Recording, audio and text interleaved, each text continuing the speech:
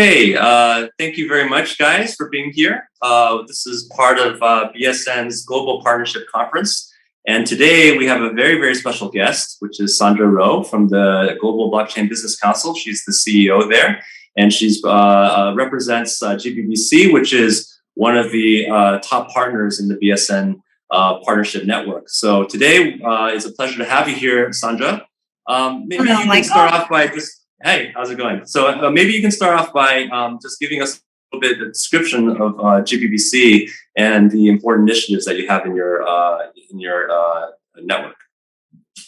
Great. Well, thank you very much, and also to the entire BSN International team for organizing this collaboration. And partnership is going to be the key word. Maybe global partnership will be the key words for this session, because I have to say it's been a delight working with you all. And Michael, good evening. And for me, it's hello and good morning in New York. I sit in New York at the moment, but the Global Blockchain Business Council began about 5 years ago, nearly 5 years ago, based in Geneva, Switzerland, is where we're headquartered. The idea actually came out of a Sir Richard Branson Necker Island Blockchain Summit back in 2016, and then was formally launched in Davos, Switzerland in January 2017 during WEF's annual meeting.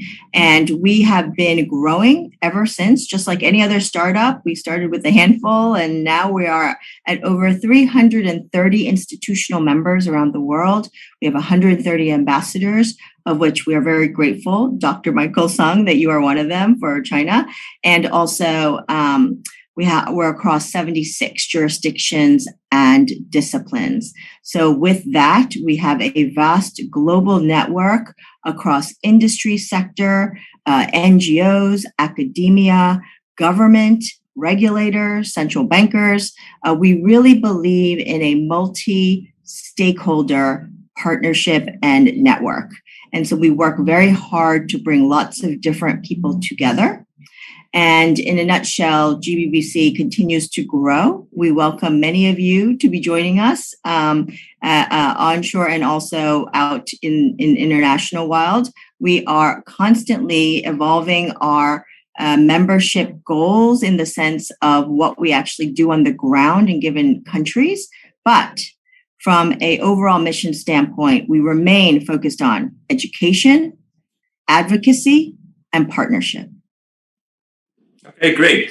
And, I know that you guys have grown tremendously. I was actually honored to be, I think, at your launch in 2018 and during World Economic Forum. So it's been amazing to see how your membership and the initiatives that you represent have really grown and started to thrive. Maybe you can talk a little bit about some of these initiatives. I know of one, the GSMI, the Global Standards Mapping initiative, of which our Fudan Fanhai Fintech Research Center is a great partner for you in China. But could you describe this initiative and the significance of what you're trying to do? Yeah, thank you very much for that. And again, Michael, you and your team at Fudan University, FFFRC, have been fantastic partners for our knowledge base in China in particular. So really appreciate that. And then translating that back into the international world. So we really appreciate the connections and then also the research work and the bridging of that information. So the GSMI was born actually back in 2019 as a concept of there's so much activity in blockchain and crypto and in digital assets, but where are we globally? Can anyone answer that question? And for us, we were scratching our heads going, there's no single place to see where policy, regulatory, technical standards, where are we? What are all these different groups doing? So GBBC's intention with the Global Standards Mapping Initiative, which I'm going to shorten to GSMI, was really around how do we map this globally, and then take a look at, are there gaps? Are there areas where there's duplication? And how can we help each other? That's the most important thing. Because if we can help each other, then we can truly advance global standards or global understanding. And that will make for more business, more opportunities, and that's good for everybody. So we started with our partner, the World Economic Forum, WEF, and they worked on the technical standards report with a bunch of institutions. We focused on mapping 185 jurisdictions. We also looked at nearly 400 blockchain consortia. Some of them are business consortia, some of them are more academic, but there are over 400 at this point, but we mapped nearly 400. And we really took a look at what is this global landscape. So version 1.0 was simply that. Last year, we launched the reports and we put out an interactive map. And by the way, all of our information is free and open access. And we have translated portions of it in Mandarin and in Korean. We will continue to translate as much as we can based on resources to make sure it's multilingual as well. We truly want to make this a global tool for anyone in the world who wants to look up what is the latest on regulatory, technical, and policy type evolution of blockchain. So I hope that answers your question. Yep, absolutely. And I think right now, my understanding is that the entire sort of blockchain industry is hitting the next phase, right? And standards is the next, important set of steps to really allow for unified interoperability and things like that. And actually, that is one of the reasons why BSN has become one of the top blockchain interoperability initiatives coming out of China. Maybe you can talk a little bit about, why you've chosen BSN to be an important partner for GBBC, and maybe from your perspective, how BSN can contribute to the ecosystem. So absolutely, building on what you've already said, Michael, about what BSN is trying to do, which is to connect and be interoperable, that is right in line with our mission as well. We want to work with partners that truly understand that blockchain technology is a collaborative technology. It is one that requires multi-stakeholders to work together. And there are opportunities across the board, no matter where you sit in the world, to collaborate in such a way. And so with BSN, for us, this is truly, amplifies in a very real way what we also believe in, which is the interoperability portion being very critical to building further global digital bridges around the world and making sure that there are opportunities in many places as possible. And so with that, we look to help support along with all of the other BSN partners. Together, we are stronger, and together as a community, we will achieve more. Amazing. Yeah. So I think BSN has actually grown dramatically over the last year since its inception, and there's been a tremendous amount of traction. BSN now is trying to set up an international foundation to expand into the international context. Maybe you can describe this sort of, the significance of this from a sort of a global perspective in terms of allowing interoperability across different regions of the world into different ecosystems. How do you feel that BSN can, be an important capability and partner for GBBC for allowing more of a global sort of adoption of blockchain and allow this to adopt perhaps into the enterprise and institutional context? Absolutely. So if I put it into this context right now, where are we in the state of blockchain technology? It has been around for a while, but if you think about the opportunity set, especially globally, we are just at the beginning of the road. It is a multi-decade evolution of opportunity and growth. But how do we get there? Well, we don't get there if everyone's their own island.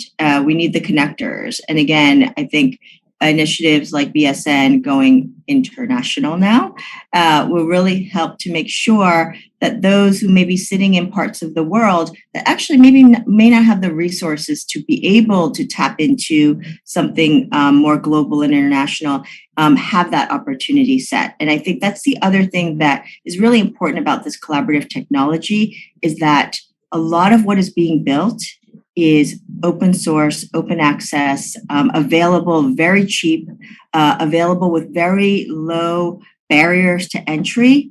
And that really helps to make sure that as many people as possible, if they have an idea, they can then go and try to execute and build that idea into reality. And I think what BSN is doing by lowering those barriers to entry, by making it stable, solid, secure, cost effective, low barrier to entry is really, really critical. Yeah, absolutely. And I think that that really is the opportunity, right? Is to democratize the access of this technology and to be able to leverage the power of blockchain in a unified, interoperable way. When we talk about internationalization and also this next phase where we want to get enterprise adoption, real use cases and things like that, where do you think the challenges and opportunities are? Well, let me start with challenges, and then we'll end on a high note with the opportunities. Challenges, I think, are still that remain, and it will take time. It's an industry when you have something nascent and it grows. You have, let's say, 1,000 flowers bloom, and not all of those flowers will continue to grow. And what you end up having is, over time, groupings of those flowers into kind of more consolidation, and some of them will grow faster than others. And my view is we're still at that stage where we have a lot of young companies, and it will remain to be seen how many of them become the next sort of big, success stories. But we also need to make sure that we have as many flowers blooming as possible. And I think in the blockchain space right now, we're still at that sort of, let's incubate as many companies as possible, and let's get as many ideas. And when I say companies, I mean that very loosely. It should be organizations as well. It doesn't have to be a company, but organizations that are growing to help adopt and advance certain problem sets. So number one, what problem are you solving? And number two, how do we get the right ingredients, aka funding, tech support, the right teams together, and to actually grow from an idea into reality. So I think we're still very much into that phase. And then when I think of another challenge, I think about the larger incumbent big tech, big corporations who have the resources to come in, adopt blockchain technology, and then fashion it in the way they feel that they would like to. I hope we end up in a world where we have enough room for the smaller companies and organizations to flourish before we have large ones that may sort of either take over or not give the space for the young innovators to grow. Because I think having both sides are actually quite important. And I hope we want to foster more partnership between the large corporations as well as the smaller, younger startups that have very fresh ideas.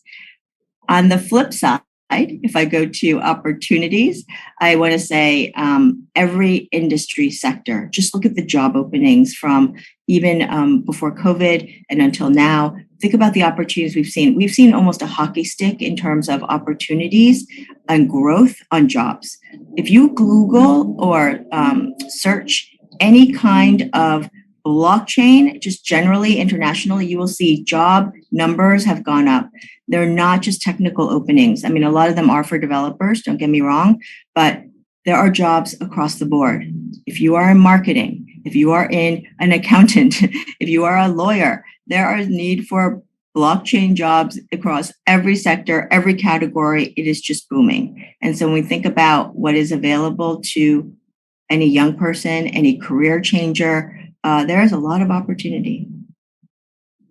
Great. I think, final question before we wrap up here, really looking to the future, right? We'd love to understand what are the priorities for the GBBC, and, are anything that's on the horizon in terms of what the directions that you guys are going as you help to promote a global blockchain adoption? Absolutely. I think for anyone who's out there not familiar with the GBBC, you should think of us as a network, a global network of initiatives. And you will hear and see more and more initiatives that we'll be launching around the world. And what we're trying to do here is say, look, we will make a cost-effective backbone, meaning doing all the boring stuff to support the initiatives like accounting and legal and compliance. But what we want each individual initiative to do is to flourish on its own with its own sort of governance and sort of direction, as long as it adheres to the overall GBBC mission, which is, again, education, advocacy, and partnership, knowing that we are here together growing a multi-trillion-dollar industry in the making, we want to make sure that we also think about society, our impact to the environment, our impact to the community, and that we do not leave people behind. And so with that in mind, we can create new economic growth. We can absolutely mint more probably millionaires and billionaires out there, but we want to do it with conscience and with real care to how we're giving back to society as well. That's great. Well, I really am excited by this collaboration of GBBC and BSN. I think, the vision is a mutual one where blockchain can be a shared resource, next generation internet for trust and to help to globally connect the world, hopefully to inspire more collaboration and trade and allow for mutual prosperity for everybody across the world, as well as financial inclusion. So this is very, very exciting. I look forward to seeing what GBBC and BSN, the partnership, brings in the years to come. And hopefully we can have you back next year at the BSN Global Partnership Conference with a lot more interesting updates. Sandra, it's a pleasure to have you here, and looking forward to the next time we get to catch up. Thank you, Michael. Thank you, BSN International team. We really appreciate and look forward to the partnership and continuing to work together.